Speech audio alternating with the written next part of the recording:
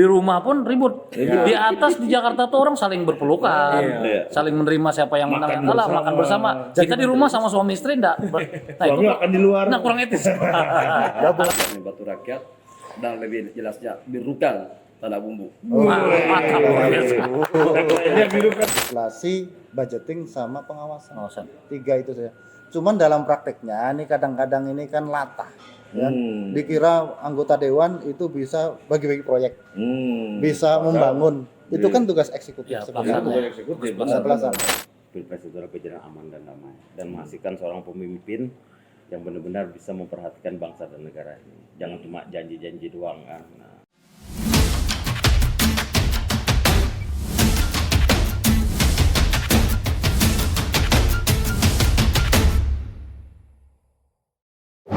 Bismillahirrahmanirrahim. Assalamualaikum warahmatullahi wabarakatuh. Ketemu lagi bersama Bang Kanal di sini. Edisi kali ini judulnya keren, The Blues, Mantap. biru, ya kan? Kenapa? Di edisi ketiga ngomong politik bareng Bang Kanal. Kali ini Bang Kanal udah ngundang narasumber. Tentunya kalau tadi udah kita bilang The Blues, ya pasti ini dari si biru. Jadi ada yang Bang Kanal undang hari ini itu adalah calon anggota legislatif dari Partai PAN nomor 12 untuk daerah pemilihan Tanah Bumbu. Jadi masing-masing nanti di sini ada caleg dari Dapil 1, Dapil 2, Dapil 3 dan Dapil 4. Di mana? Di channel Kanal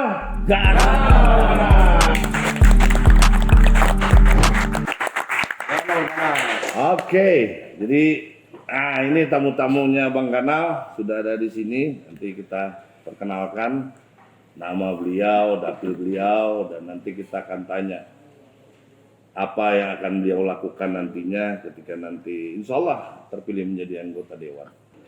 Ada tamu Bang Kanal yang pertama, ada Pak Mas Ripai. Silakan Pak, diperkenalkan Pak Pian Pak. Terima kasih. Assalamualaikum warahmatullahi wabarakatuh. Nama saya Pak Mas Ripai, berasal dari Dapil 3, 1 Angsana, dari Partai PAN, insyaallah nomor urut 2. Nomor urut 2, siap. Kemudian berikutnya ada Pak Maruli, silakan Pak. Assalamualaikum warahmatullahi wabarakatuh. Waalaikumsalam warahmatullahi wabarakatuh. Saya Mahruri, caleg dari PAN, tentunya nomor 1 Dapil 4. Karangbintang, Mentewe, Kuranji, Kepayang, dan Kusan Hulu. Mantap. Kemudian ada lagi. Ini agak panjang gelarnya. Ya. Langsung aja ke Pak Haji Agus Rahmadi, silakan. Terima kasih. Assalamualaikum warahmatullahi wabarakatuh. Nama saya Haji Agus Rahmadi SAP. Saya akan ikut berkompetisi di pemilihan DPRD Kabupaten Tanah Bumbu, pastinya dari Partai Amanat Nasional dengan nomor urut 1. Orang biasa manggil saya Haji Pembakal Agus atau Pembakal Haji Agus. Terserah yang enak. Terima kasih. Oke. Kemudian yang berikutnya ada lagi tamu Bang Kanal, ada Pak Haji Rusdi, silakan. Pak. Terima kasih. Assalamualaikum warahmatullahi wabarakatuh. Waalaikumsalam. Perkenalkan saya Haji Rusdi dari Partai PAN Dapil 2. Dapil 2. Nomor urut 2. Kecamatan Kusungai Lobang, Kusangilir, dan Kusan Tengah. Mantap. mantap. Itu tadi 4 bintang tamu Bang Kanal, dan Bang Kanal nggak sendirian. Karena kalau sendirian kayaknya sepi. Iya. Ya kan? Ada teman Bang Kanal juga di sini yang bantu Bang Kanal jadi host. Tentu teman-teman udah pada kenal. Kalau nggak kenal berarti nggak pernah nonton YouTube. Ada Bang Chandra Oreo. Tepuk tangan buat Bang Chandra Oreo. Ya kan? Kita akan ngobrol lebih jauh lagi. Kita pengen tahu apa sih yang ada di pikiran mereka masing-masing. Yang pertama yang kita mau tanyakan, kenapa milihnya partainya PAN? Oke, terima kasih Bang Kanal yang luar biasa hari ini, penghargaan yang besar buat saya. Ya. Kenapa kita tertarik dengan PAN? Kita menyadari bahwa kita ambil dari lambangnya dulu, Pak. Ini matahari yang bersinar, yang ini luar biasa. Benar. Nah, dengan tujuan dan visi misi PAN yang sudah kita lihat itu Membantu rakyat. membantu rakyat. Itu luar biasa. Jadi harapan kita mudah-mudahan kita nanti ketika menjadi seorang wakil rakyat kita siap untuk membantu rakyat. Amin. Itu kira-kira Bang, Itu ya? kira-kira dulu Siap. sementara, Pak. Bang Maruli, gimana Bang? Biru asik, itu saja. Asik. Biru itu asik. Simpel, padat, penuh makna. Silakan dimaknai sendiri, ya kan? Bang Pembekal. Siap. Terkait yang menjadi motivasi saya untuk berlabuh di Partai PAN ini, karena kalau kita lihat dalam kontestasi pemilu khususnya Pileg 2024 itu pemilih milenial sangat banyak. Nah, kalau disingkat selain Partai Amanat Nasional, di pusat itu PAN itu ada singkatannya Partai Artis Nasional. Nah, harapan kita yang duduk ini artis-artis di Tanah Bumbu. Nah, itu aja singkatnya. Gantian aja. Iya, artisnya Mantap, mantap. Pernah jadi artis. Iya, kan? Mungkin. Udah. Pak Rusdi gimana Bang? Ya, saya lebih tertariknya dari visi misinya siap membantu rakyat dan lebih jelasnya birukan Tanah Bumbu. Mantap. Ini biru kan dalam umur ya. Gimana Bang Chan kalau ngeliatnya Bang Chan? Ya kalau mendengar alasannya Ulun kira tadi karena ketujuh warna biru kan tadi atau ketujuh matahari. Ternyata jawabannya macam-macam gitu. Macam-macam. Variatif. Berbeda-beda lah kayaknya kan jawaban bapak-bapak semuanya ini. Kenapa memilih PAN dari mungkin 15 partai ya di Tanah Bumbu? Iya, 15 partai. Nah, kenapa dijatuhkan ke PAN tadi kan ya karena itu mungkin tadi karena kayak bapak siapa tuh? Pak Mas Ripai. Mas Ripai karena ketujuh lambangnya aja. Wah, lambangnya.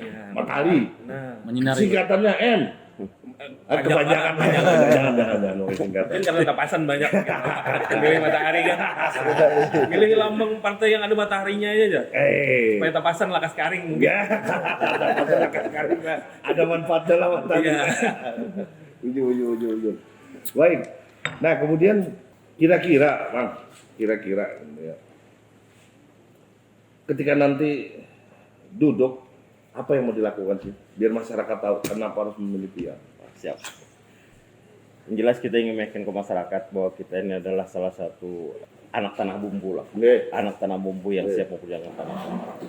Kita pengen meyakinkan kepada masyarakat bahwa kita ini siap membantu mereka. Kita siap memperjuangkan nasib-nasib mereka. Wah, itu Bang. siap. Pak Maruli gimana Bang? Serius ini? Serius. Oke. Setengah serius. Gini, Iya. saya menyusun waktu kemarin saya di KPU, saya ketua KPU. Ketua Itu KPU ya? menyusun Ternyata ya? Iya, ketua KPU. baru tahu Tapi ya? Sekarang masih sudah nggak ada. Saya menyusun daerah Tanah Bumbu ini jadi 4 dapil. Nah, di 3 dapil 1, 2 dan 3, dapil 1, 2 dan 3 ini memiliki tipologi wilayah yang sama. Ada di bibir pantai, kemudian ada terbelah oleh jalan provinsi. Kemudian dapil 4 ini beda sendiri. Tidak memiliki bentangan pantai dan tidak memiliki jalan yang dibelah oleh jalur provinsi. Untuk itu maka dapil 4, masyarakat dapil 4 itu perlu penanganan khusus. Benar. Wilayahnya paling luas Ya. di antara dapil-dapil yang lain. Maka dari itu diperlukan anggota dewan yang mengerti, yang bisa memberikan solusi ya. Kontribusi. Penanganannya beda dengan dapil-dapil yang lain. Kalau misalkan contoh dapil 1, bentang luas wilayahnya itu kecil, penduduknya padat, tetapi anggota dewannya 11 orang. Banyak. Sehingga misalkan anggaplah misalkan kue pembangunan untuk jalan. Jalannya yang bentang jalannya kecil, tetapi yang mikirkan banyak. Sementara dapil 4 bentangannya luas sekali, yang memikirkan sedikit cuma 8. Nah, untuk itu maka diperlukan anggota dewan yang luar biasa. Dan tahu persis wilayahnya. Betul, karena saya sudah tipologi masing-masing wilayah itu sudah saya pelajari semua. Ini benar-benar siap ini. Mantap. Ya harus mantap ya. Tepuk tangan untuk saya. Tepuk tangan untuk saya. Ya mungkin karena wilayahnya luas jadi diperlukan anggota dewan yang berpikiran luas juga mungkin. Berwawasan luas. Dan mengerti wilayah. Iya benar. Yang paling penting itu tahu wilayah. Heeh. Ya kan. Bang, pembekal Agus. Oh, siap. Ini udah pembakal dulu nih Nah, kan. mau dulu jadi DPRD Kabupaten Tanah Bumbu mungkin tidak banyak yang bisa saya jelaskan. Satu kata aja, lanjutkan. Kenapa? Karena saya sekarang masih Sudah. anggota DPRD dan Wakil ketua. dan pimpinan DPRD Kabupaten Tanah Bumbu. Nah, ini Sudah paham. terkait Dapil Sudah 1. paham lah ya. Dapil 1 ini memang kompleks. Baik dari segi pemilihnya, calonnya, bahkan kawan-kawan yang mencalon di DPRD Kabupaten Tanah Bumbu, khususnya Dapil 1, ada yang memberi nama bahwa Dapil 1-nya adalah Dapil Neraka. Artinya kalau nggak duduk masuk neraka. Jadi ini guyonan, cuma ini memang artinya Ini pemicu. pemicu karena keras. Artinya di Dapil 1 ini Iya. dengan konsentrasi penduduk di Kabupaten Tanah Bumbu ini paling besar di Dapil 1. Iya, benar. Cuma 2 kecamatan, dua kecamatan, DPP-nya tuh. Kecamatan Simpang 4 dan Kecamatan Batu Rucin. Nah, cuma konsentrasi penduduk luar biasa. Nah, disitulah artinya memicu kita bagaimana kita memanage penggalangan suara di setiap kecamatan, setiap desa, bahkan setiap RT. Jadi ini mempunyai daya tarik saya kenapa saya tidak berpindah ke dapil yang lain. Karena pas saya berpindah ke dapil 2, saya bertemu dengan saudara saya kan. Iya. Berpindah ke dapil 3, bertemu dengan saudara saya.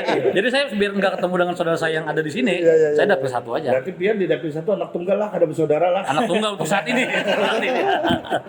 Mungkin demikian gitu. Oke. Siap. Jadi memang masing-masing wilayah itu ada kompleksitasnya sendiri-sendiri. Maka dibutuhkan memang caleg-caleg itu memang tahu wilayah. Bang Rusdi gimana Bang? Ya. Kenapa saya terpakai politik? Karena saya lihat masyarakat di desa saya khususnya, baik di Dapil 2, masih kurang sentuhan. Dan insya Allah kalau saya duduk di kantor dewan nanti, saya akan hadir di tengah-tengah masyarakat. Bisa mewakili. Bisa Dan mewakili ya. mewakili masyarakat khususnya Dapil 2. Luar biasa. Luar biasa kalau kita lihat. Nah kita ada satu hal yang harus kita bicarakan di sini, yaitu bahwa apa sih fungsi dan peranan anggota legislatif. Karena mungkin masyarakat kita banyak yang nggak tahu. Mereka kadang-kadang suka samar melihat fungsi legislatif dianggap menjadi fungsi eksekutif menjadi fungsi legislatif, gitu kan. Begitu ya Bang Jan. Iya. Ini supaya masyarakat ngerti, dan inilah salah satu pendidikan politik dari kita, supaya masyarakat tahu nggak salah dalam memilih, gitu kan. Minimal anggota dewan kita tahu apa fungsinya dan bisa menjalankan fungsinya secara baik. Nah kita acak sekarang, Bang Maruri, kira-kira apa Bang fungsinya Bang? Kalau ketua mah nanti aja lah, udah pernah jadi ketua dia kan. Ya kalau secara legal formalnya kan cuma 3 sebenarnya. 3 aja Iya Bang, kan? ya? 3. Itu legislasi, budgeting sama pengawasan. Pengawasan. 3 itu saja. Cuman dalam prakteknya ini kadang-kadang ini kan latah. Ya. Dikira anggota dewan itu bisa bagi-bagi proyek, bisa membangun. Itu kan tugas eksekutif Ya, sebenarnya. pelaksana. Eksekutif, Pelaksana. Nah ini yang kadang-kadang masyarakat juga perlu kita berikan penjelasan. Kita berikan ini kan bahwa jangan juga ini anggota dewan ukurannya itu berapa yang bisa dibangun. Kadang-kadang bahkan mereka dituntut di luar daripada kapasitasnya. Ini mungkin perlu perlu nanti kalau misalkan kita bukan saja duduk di dewan itu, kadang duduk, kadang berdiri, kadang berjalan ya. Nah, gitu. Kalau kita sudah menjabat di sana, itu nanti perlu ada dari Sekwan harus ada divisi penerangan paling tidak. Bagian penerangan yang memberikan pendidikan politik ke masyarakat, fungsi-fungsi dewan itu seperti apa. Melalui banyak hal, media, kemudian turun ke masyarakat dan lain-lain. Nah, itu masyarakat perlu dicerdaskan melalui dewan yang nanti kita yang terbentuk. Lembaga dewan, lembaga DPRD itu harus produktif, harus bisa di samping kita menjalankan 3 fungsi itu juga harus mendidik masyarakat. Kira-kira seperti itu, ya. Kira-kira seperti itu. Setuju sih kalau karena kadang orang itu melihat anggota dewan tuh kayak semua masalah lah. Betul. Kadang anak mau masuk sekolah aja ke anggota dewan. Ya. Iya kan? Betul. Iya. Beda sedikit lah ya antara dewan sama kepala sekolah. Iya gitu. makanya. Iya. Jadi itulah kira-kira kenapa untuk duduk menjadi anggota dewan itu gak semudah yang kita bayangkan. Mereka harus tahu apa problemnya. Itulah sebabnya kenapa keempat narasumber saya duduknya di sini, saya datang di sana. Karena di sini ada syarat dan ketentuannya. Iya. Minimal kalau mau kursi ini 3.000 suara bos. 3.000 suara. Kalau kita nggak ada, aman, nggak ada beban, ya kan. Nah, 3.000 suara. Bang Chan, apa yang mau tanya lagi Bang Chan? Iya ini buat bapak. Karena di pemilu kali ini kayaknya untuk data pemilih itu generasi milenial atau Gen Z itu kan banyak nih. Ya, Kalau persen-persenan mungkin 50% lebih lah. 50% lebih, 40 sekian hampir. Melihat daripada yang ini. Iya, untuk yang pemilu Pemilih kali pemula, ini ya. pemilih pemula tuh lumayan banyak lah.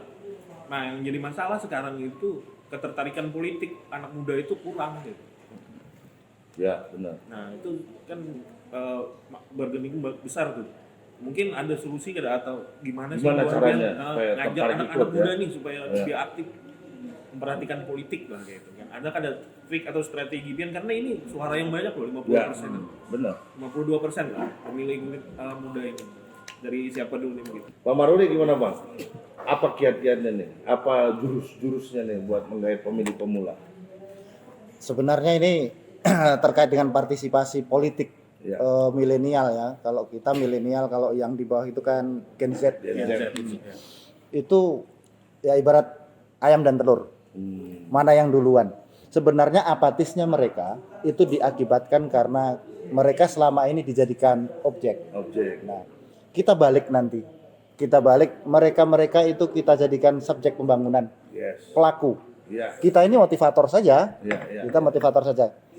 Mereka harus menjadi pelaku. Tidak boleh mereka itu kita arahkan ke sini, kita bawa ke sini, tidak boleh. Tetapi mereka kita pancing ide-ide kreatifnya, kemudian kita fasilitasi sehingga pelaku pembangunan adalah mereka-mereka. Iya, Nah, secara tidak langsung ya. Benar-benar. Mirip-mirip Oke. aja kayaknya. Baik. Nah, kalau kita lihat kayaknya pertempuran besok ini bakal seru nih. 15 partai kan? 15 partai di tangan. 15 partai ya. Dan saya yakin semua caleg pasti akan menjanjikan yang terbaik. Itu pasti itu kan ya. Nah, sekarang pertanyaannya, ketika nanti suhu mulai panas, kira-kira apa himbauan dari caleg PAN supaya suasana tuh tetap adem, damai, ya kan? Kira-kira apa? Ya, kan? Pembekal? Oh, siap. Jadi terkait yang disampaikan oleh Bang Gana ya. Wah. Artinya nanti semakin mendekati hari hanya hari H itu kan di tanggal 14 Februari 2024. Pasti semua caleg kita hitung aja secara matematis. 15 partai, setiap partai itu mengajukan calegnya setara Bung Buni 35 orang. Iya.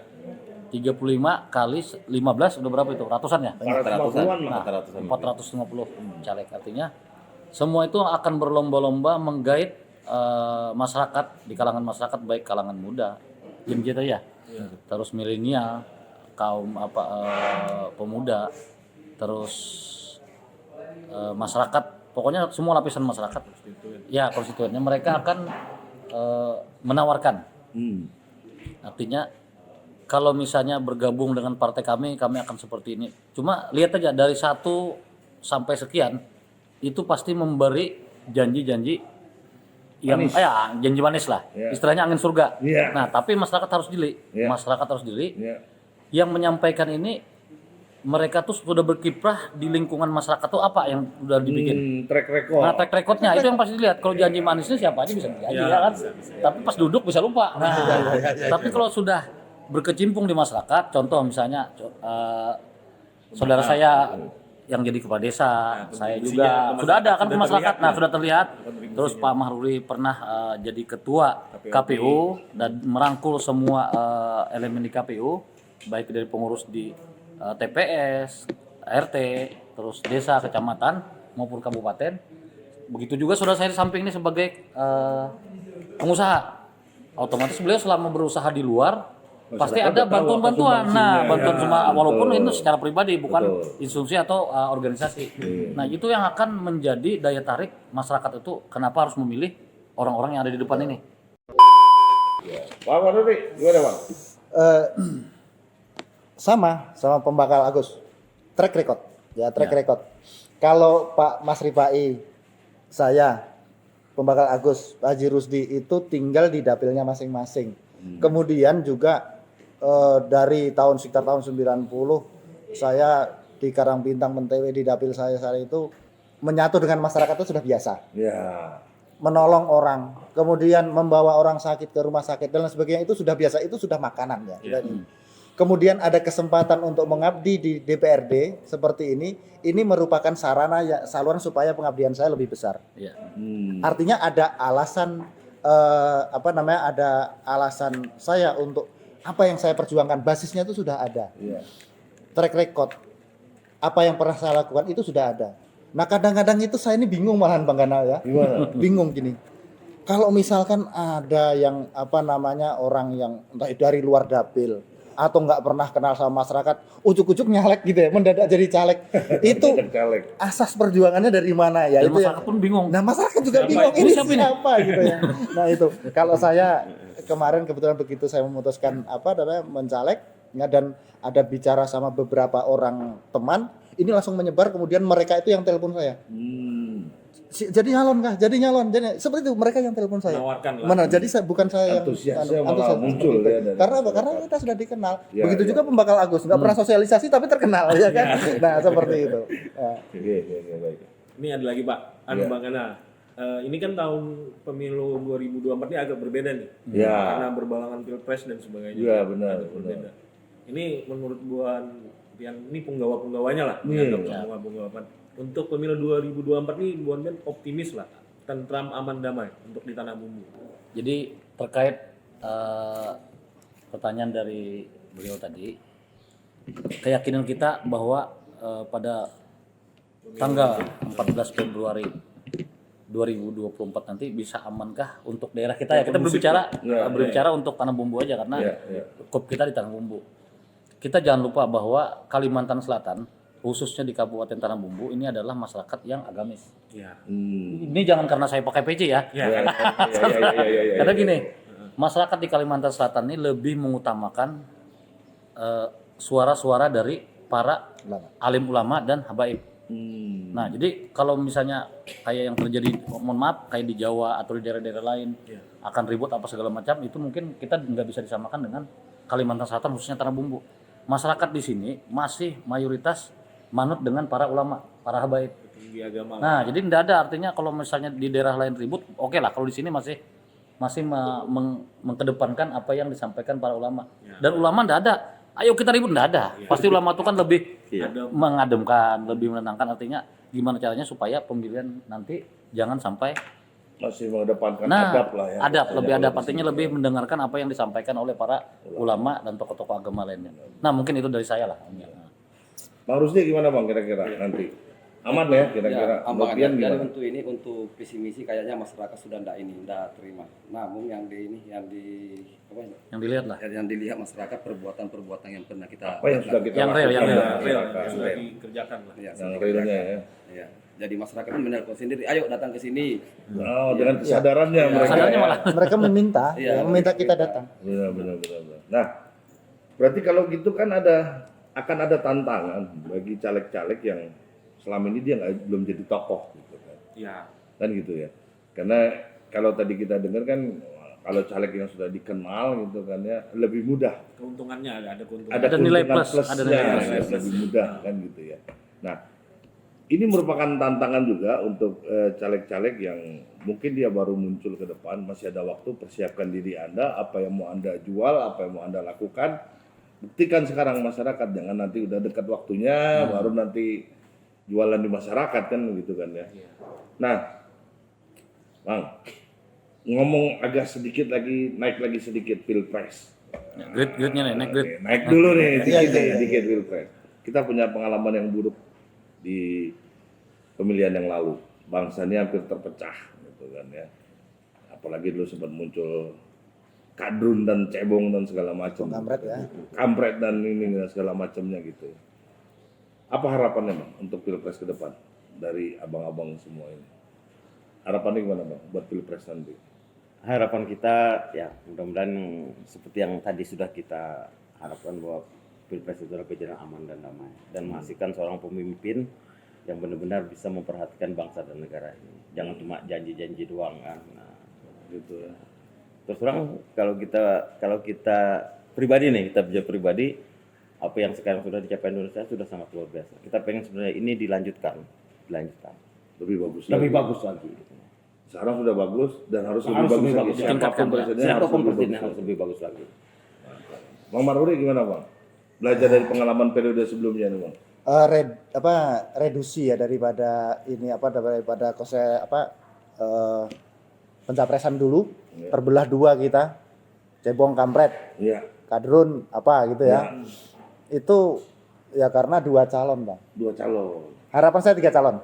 Ya, harapan saya 3 calon ini. Lebih terbagi lah ya. Nah, basis bisa masa terbagi. ya. Itu satu dari sisi teknis penyelenggaraan terbagi. Jadi kalau harapan saya 3 calon.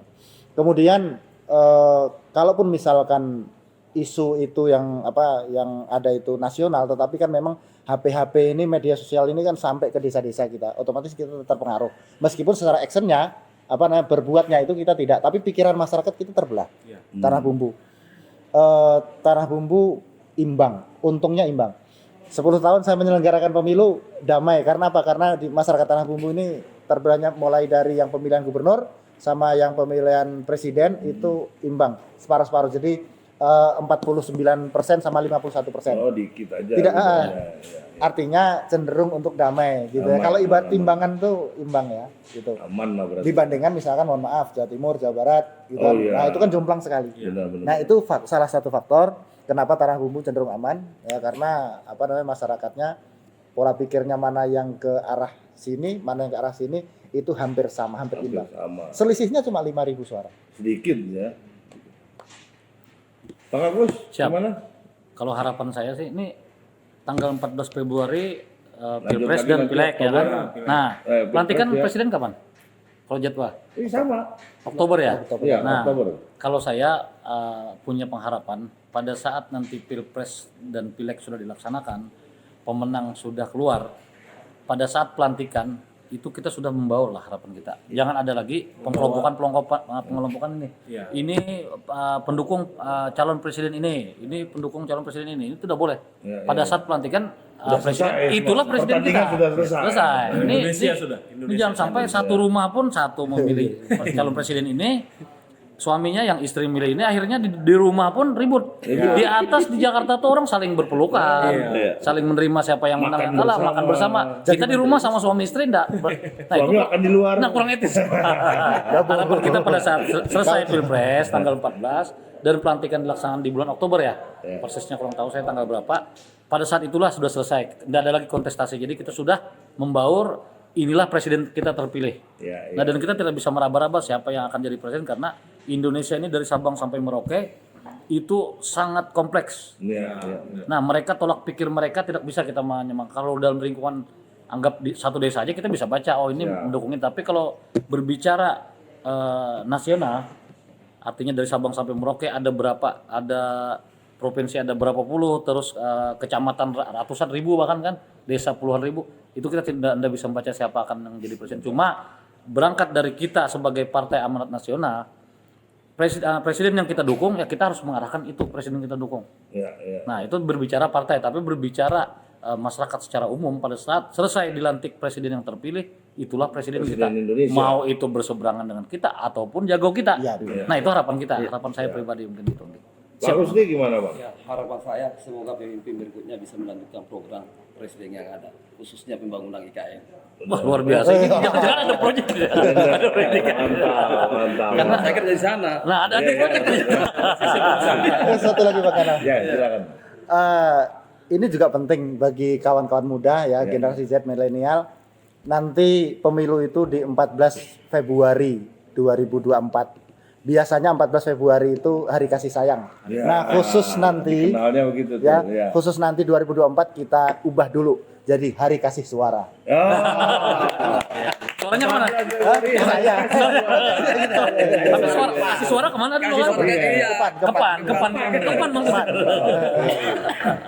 Hari kasih. Hari kasih suara kayak PAN. Hari kasih suara depan. Baik. Nah, Bang.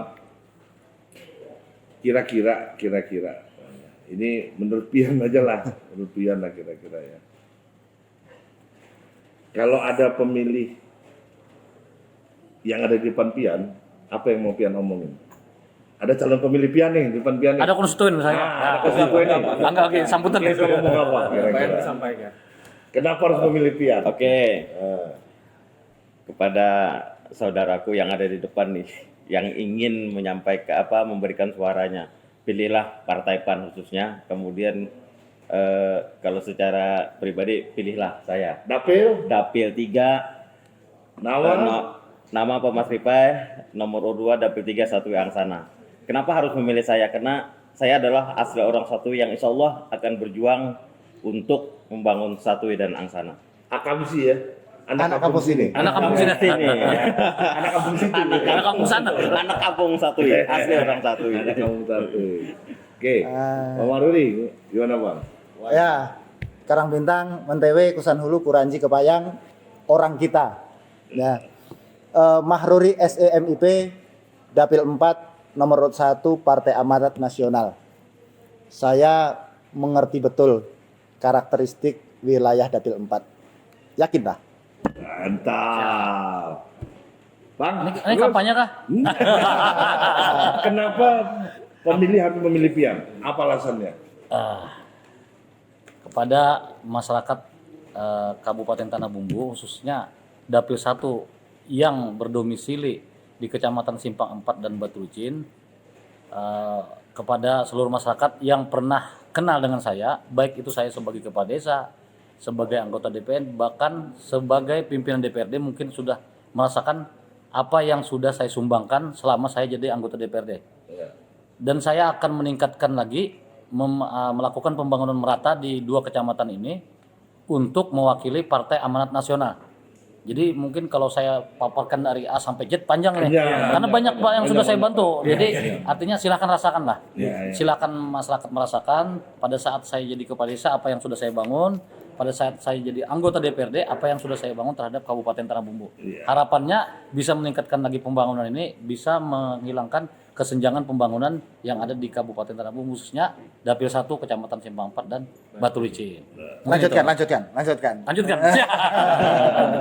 Bang Rusdi, Ya, kenapa harus memilih Pian? Ya, terima kasih kepada keluarga Keluarga besar.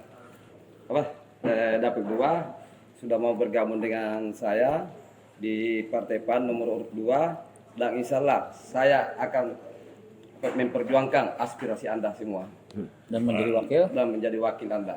Wah, luar biasa. Bang Jan, ada yang mau tanya lagi Bang Jan? Oh, ini enggak menyampaikan visi misi kan?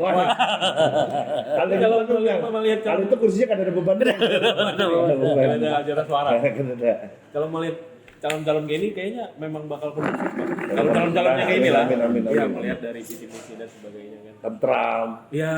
ya kan, memperlihatkan prestasi bukan berarti menjelekkan orang lain. Nah, itu yang kita perlukan di pemilu sekarang itu kan. Benar.